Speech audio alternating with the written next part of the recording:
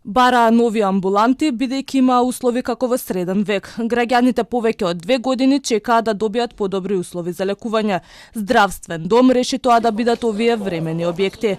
Во чекалната беа повеќе од 10 поликлиники. Прва беше пуштена во употреба монтажната во Ѓорче Петров, а денеска и амбулантата во општина Бутел. Првиот човек на здравствен дом уверува дека безбедноста е на високо ниво, а граѓаните ќе добијат подобри здравствени услови. Мислам дека граѓаните со ова добиваат подобри услови.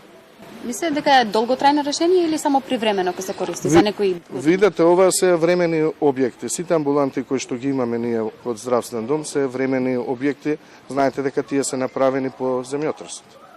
И од тогаш не се не реновирани воопшто.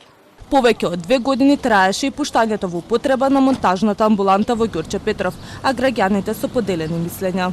Не знам колку скоро година и нешто ја чекавме, али добро е што се отвори, добро е сега све.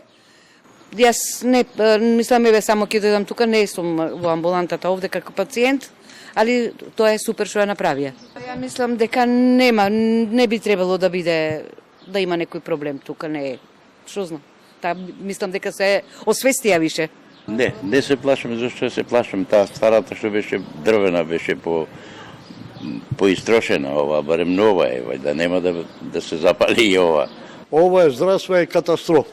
Долго време чекаме, ама сега е, фала Богу, добра е. Добра е во ред, чисточа има, паркинг нема.